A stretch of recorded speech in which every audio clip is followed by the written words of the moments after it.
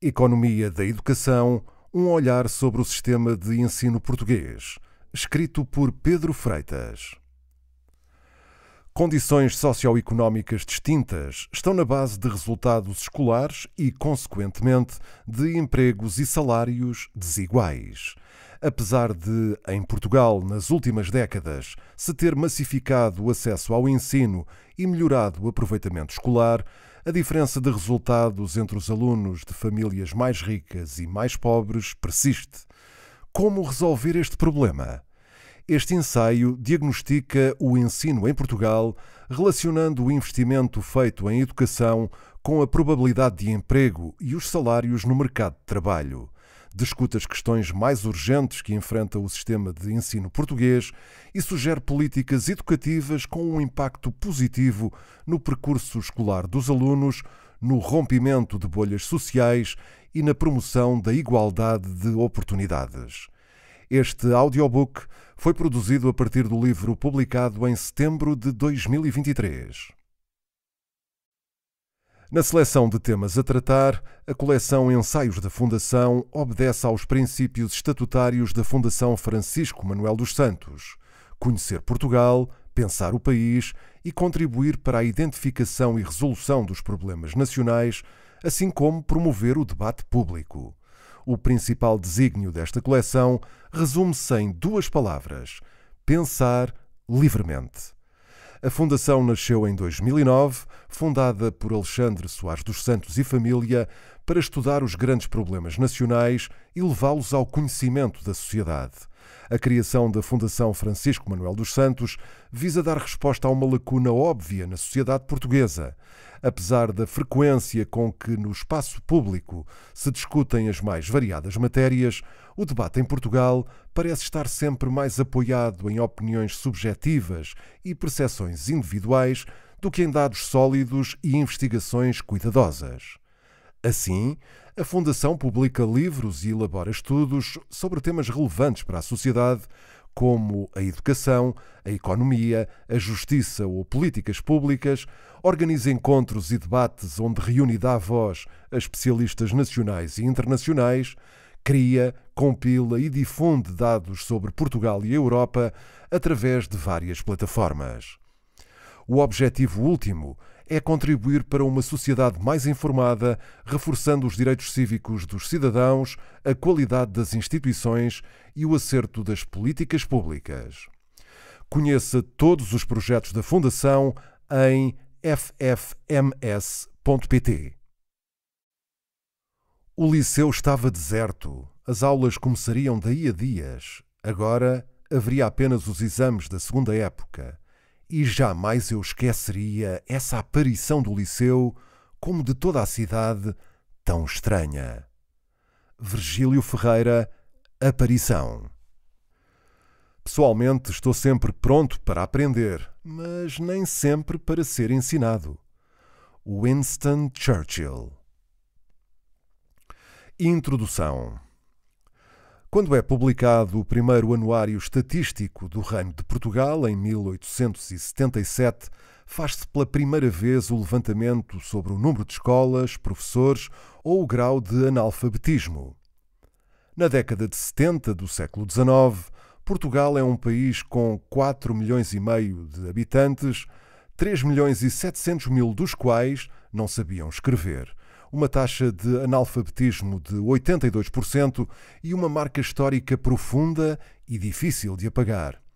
Isto num tempo em que o papel da educação já tinha sido há muito teorizado, desde Platão, que propunha um sistema de educação que se iniciasse nos primeiros anos da infância e que fosse gerido pelo próprio Estado, até à visão de Rousseau sobre uma escola centrada na criança.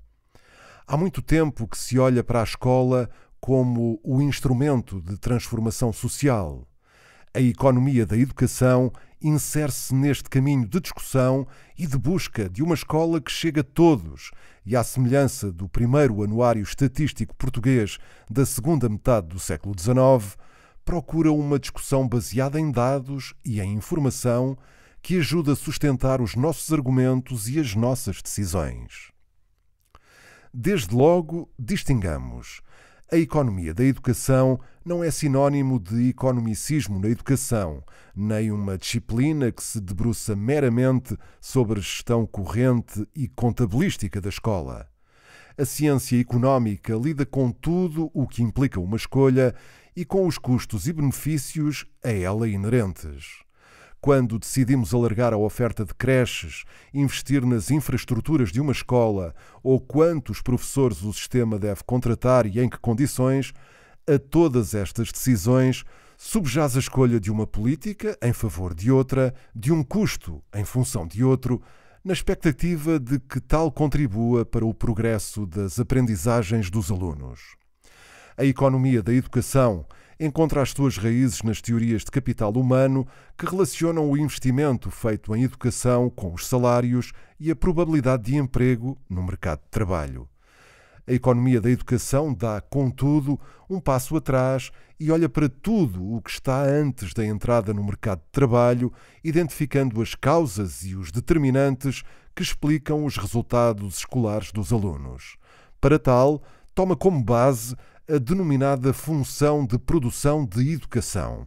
Este termo, por si, não reduz a escola e quem nela participa a um ambiente fabril ou empresarial, mas, por paralelismo, considera que os resultados dos alunos, o output, têm por detrás um conjunto de fatores, os inputs, que interagem de forma combinada durante o percurso escolar dos alunos. Entre estes inputs, encontramos as características do aluno, como o género ou a idade, as características da família, por exemplo, a escolaridade dos pais ou a sua situação profissional, bem como os recursos da escola e as características do sistema de ensino.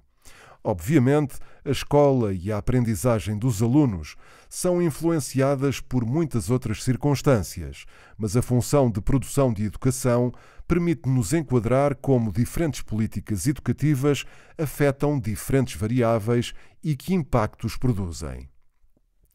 A economia da educação, tal como todas as disciplinas dentro da economia, é profundamente influenciada pela revolução de credibilidade que acontece na ciência económica a partir dos anos 90.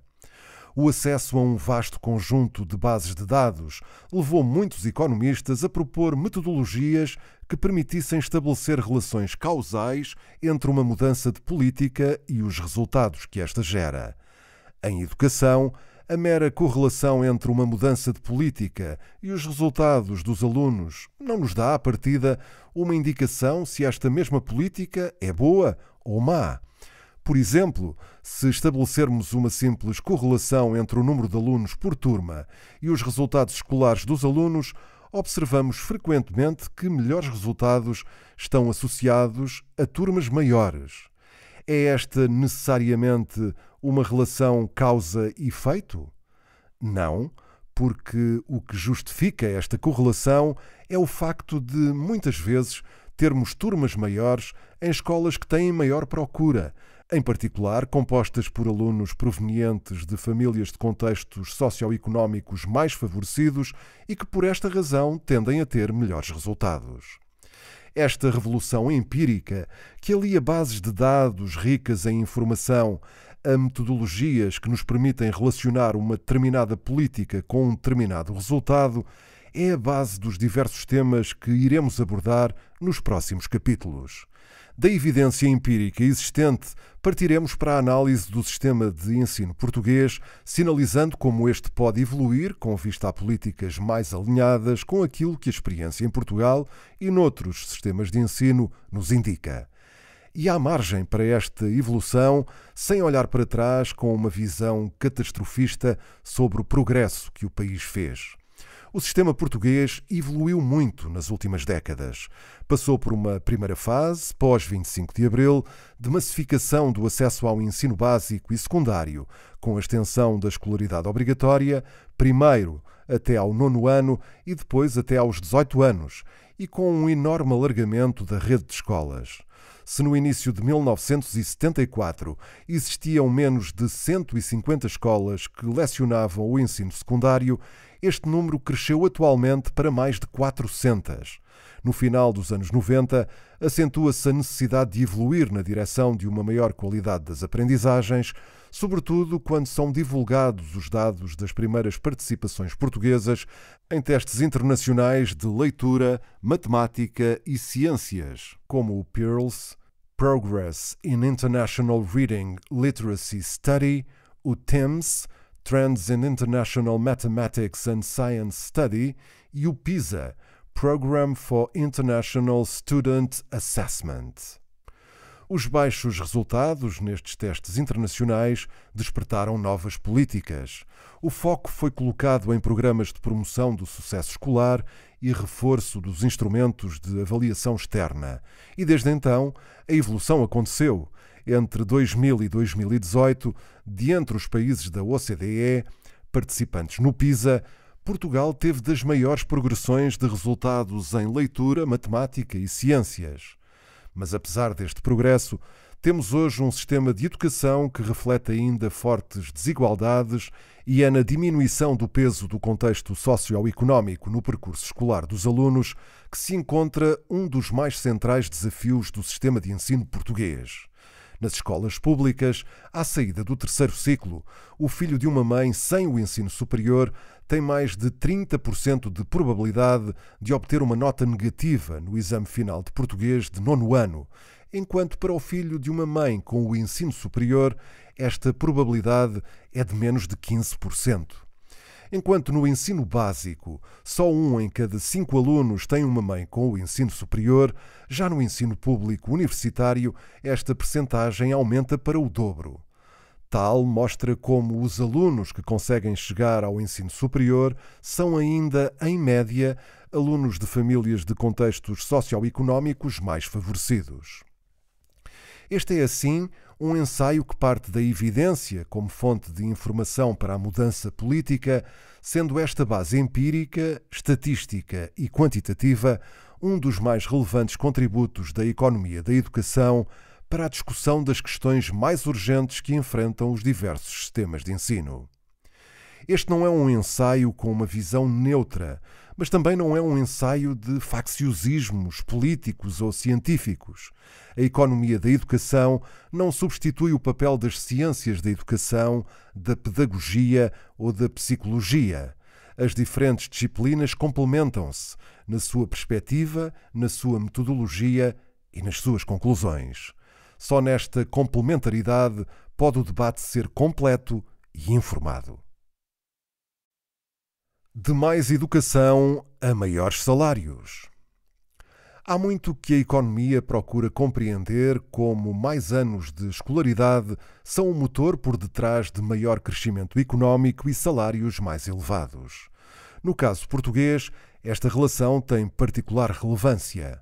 Portugal é ainda, e apesar das políticas de massificação do acesso à escola, o país da União Europeia com uma maior percentagem da população adulta sem o ensino secundário, cerca de 41%, dados de 2021. Mesmo a geração nascida nos anos 90 não atinge ainda os 12 anos médios de escolaridade. A equação de Mincer relaciona o número de anos de escolaridade e o nível salarial, medindo assim qual o impacto salarial de estudar mais um ano. As mais recentes estimativas realizadas e que usam dados de todo o mundo, entre 1970 e 2014, mostram que, em média, por cada ano de educação, o salário aumenta em 9%. Esta taxa de retorno tem-se mantido relativamente constante nas últimas 4 décadas, sendo hoje ligeiramente maior nos países mais pobres do que nos países mais ricos. Em Portugal, as últimas estimativas apontam para que, em média, por cada ano a mais de escolaridade, os salários aumentem em cerca de 7%, mas com variações relevantes entre diferentes grupos. Para trabalhadores nascidos na década de 30, um ano adicional na escola equivale a um aumento de salário em cerca de 9%, enquanto para a geração nascida nos anos 90, este prémio salarial é apenas de 4,8%. Desagregando por diferentes níveis de educação, Sabemos que, para um trabalhador que terminou o 9º ano de escolaridade, o salário é cerca de 15% superior em relação a um trabalhador que só terminou o 6º ano. Retorno este que caiu para metade desde os anos 80, fruto, em grande medida, da extensão da escolaridade da população. Por sua vez, o retorno salarial de uma licenciatura em relação à conclusão apenas do ensino secundário está hoje em torno dos 44%, dados de 2020. Este valor está quase 20 pontos percentuais abaixo do que se encontrava há uma década, o que faz de Portugal o país da União Europeia com a maior queda deste prémio salarial. Esta queda do prémio salarial, que se associa à obtenção dos diversos níveis de escolaridade, não deve ser totalmente surpreendente, uma vez que acompanha uma maior oferta de trabalhadores mais qualificados. Contudo, poder-se-ia julgar que este efeito seria, em parte, anulado pelos impactos de produtividade que esta maior qualificação dos trabalhadores pudesse trazer, o que parcialmente não aconteceu.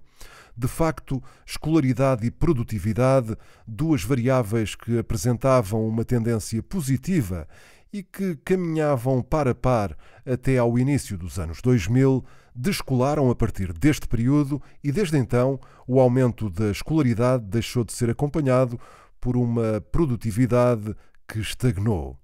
Esta evidência levanta uma discussão mais vasta sobre como mais anos de escolaridade podem não estar a corresponder a um maior nível de aprendizagem e, consequentemente, a uma maior produtividade quando os alunos chegam ao mercado de trabalho. Dados recentes mostram que nas últimas décadas foi possível massificar por todo o mundo o acesso à educação, nomeadamente no primeiro ciclo, mas que tal não se tem refletido no aumento dos resultados dos alunos à saída do 4º ano. Em Portugal, perante a evolução do retorno dos diferentes níveis de formação, seria relevante desenvolvermos uma visão mais desagregada por diferentes áreas, desde logo no ensino superior, onde o retorno por áreas científicas, tecnológicas ou humanidades pode ter evoluído de forma heterogénea. Esta seria também uma análise relevante entre os muitos cursos profissionais oferecidos no ensino secundário, por forma a compreender como diferentes setores absorvem trabalhadores com uma formação prática em domínios diferenciados. Como medir o sucesso escolar? Se um dos principais objetivos do trabalho em economia da educação é compreender o impacto de políticas e programas educativos concretos nos resultados dos alunos, então uma das questões mais relevantes é a escolha da métrica que podemos usar para medir esses mesmos resultados. Uma parte substancial da investigação em economia da educação mede este impacto nas aprendizagens através dos resultados dos alunos em provas iguais e comparáveis, o que no caso português é equivalente a utilizar os resultados em provas de aferição e exames nacionais. E aqui encontra-se uma das mais recorrentes questões que se colocam a esta investigação. São os resultados destas provas fiáveis? Medir a aprendizagem é, por inerência, difícil, pela sua multidimensionalidade ou pelo simples facto de que nenhum instrumento de aferição de aprendizagens é, por si, isento de erros. Mas são os exames ou provas universais comparáveis inúteis do ponto de vista da informação que fornecem? Se estas provas refletirem as aprendizagens dos alunos e se estas depois se reverterem em maior sucesso escolar e numa maior probabilidade de emprego e salário, então seria expectável que os resultados nestas provas estivessem correlacionados com estas medidas de aproveitamento escolar, com os salários e com a probabilidade, no futuro, de obter emprego no mercado de trabalho. Foi precisamente esta correlação que se mediu para sistemas de ensino tão diferentes como o sueco, o americano ou o mexicano, concluindo que os resultados nestas provas, em momentos tão iniciais do percurso escolar, como o 6º ano, têm fortes correlações com o aproveitamento escolar e o salário a oferir mais tarde no mercado de trabalho. Estas medidas podem não ser completas, aliás, como nenhuma medida de aferição de aprendizagem, mas não são certamente vazias de informação sobre o percurso escolar dos alunos e, por isso, não as devemos ignorar. Além das provas e exames nacionais, organizados individualmente por cada país, tem crescido o interesse em torno de provas internacionais de larga escala, tais como o PISA, aplicados a alunos de 15 anos e que cobrem os domínios de leitura, matemática e ciências. Em 2022, participaram neste estudo da OCDE cerca de 85 países. Outro exemplo destas provas são os testes de leitura do PIRLS e de matemática e ciências do TIMSS, organizados pela IEA, a Associação Internacional para a Avaliação do Desempenho Educacional, a alunos de 4º e 8º ano, e que se encontram mais alinhados com a matriz curricular do que os testes PISA. A grande vantagem destas métricas é que são desenhadas de tal forma que mantêm a comparabilidade ao longo do tempo, permitindo compreender as tendências dos diferentes sistemas de ensino a longo prazo. Há muitas discussões em torno destes testes, desde o facto de serem feitos por amostragem, passando pela circunstância de se concentrarem sobretudo em leitura e matemática até ao rigor dos resultados, uma vez que podem não induzir esforço na sua realização, dado que não têm peso na nota final. Contudo, estes testes são essenciais não só para a comparabilidade internacional entre sistemas, como os seus resultados mostram ter fortes correlações com o aproveitamento académico dos alunos ou com medidas de desenvolvimento económico destes países. Por exemplo, em 2015, para Portugal, e em matemática, a correlação entre os resultados do PISA e os resultados dos exames nacionais do 9º ano é de cerca de 0,63 e do TIMSS, com os exames nacionais de matemática do 4º ano, é de 0,71. Em linguagem estatística, isto significa que existem correlações relativamente fortes, ou seja, que os dados que decorrem destes testes internacionais sobre a aprendizagem dos alunos vão ao encontro da informação recolhida nas provas nacionais. No caso português, a participação nestas provas contribuiu significativamente para uma tomada de consciência sobre os resultados dos alunos portugueses. Quando o país participou pela primeira vez no TIMSS, em 1995, e no PISA 2000, Portugal ficou, em ambos os testes, nos últimos lugares, com resultados muito abaixo de outros países europeus. Estes dados levaram a uma... Esperamos que você tenha gostado desta prévia. Para continuar ouvindo este audiolivro no Google Play Livros, use o link na descrição do vídeo.